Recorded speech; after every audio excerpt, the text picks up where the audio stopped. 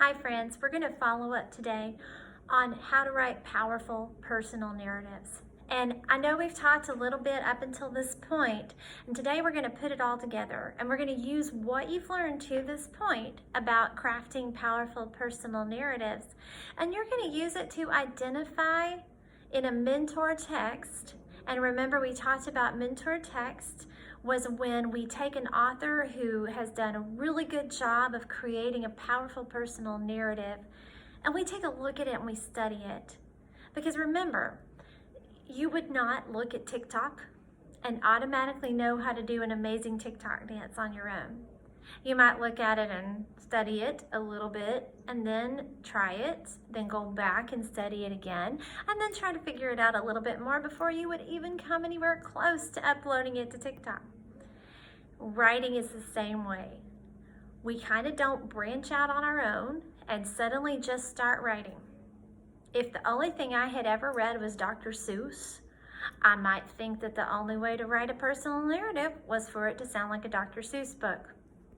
If I had only read Winnie the Pooh, I might think that the only thing that I needed to write was something that sounded like a Winnie the Pooh story, and that's obviously not the case. To this point, we've talked so far about how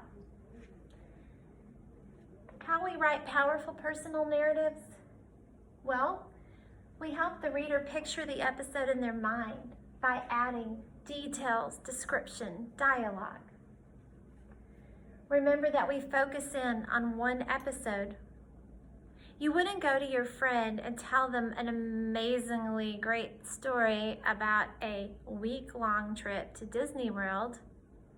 But if you were at Disney World, you tripped and you fell and you hurt your ankle and you wound up on the ground with water rushing all around you and suddenly they're calling an ambulance or something and you're trying to tell your friend, you would want them to feel like they were there. And that would be a powerful personal narrative. You would begin to tell that story with all kinds of details and description, and you might say, and add some dialogue in there. And you would focus on that one thing that happened.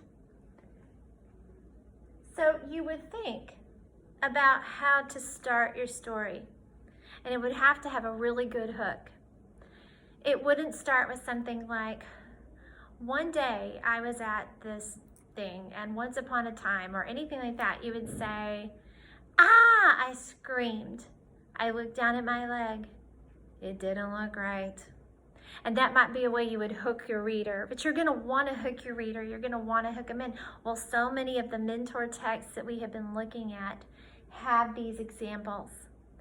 And so today we're going to look at a new mentor text by our favorite author, Jack Gontos. And we're going to do some things with his story called The Cool Air Chair.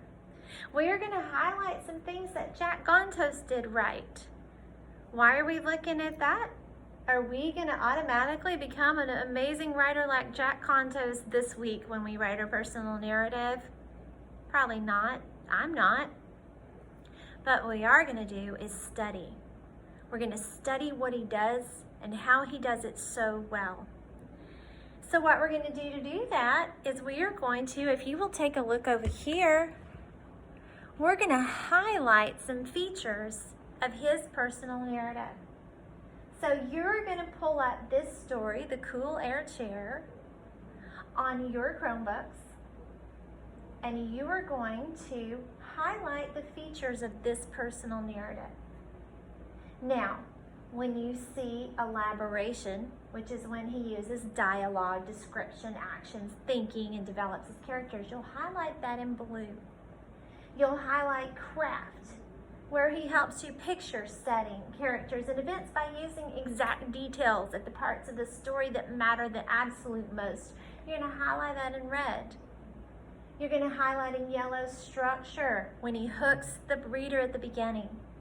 When you go into a beginning, middle, and end. When his paragraphs are used on purpose because we've got to make the setting. Okay, we got to make the reader picture the setting. And of course, conventions.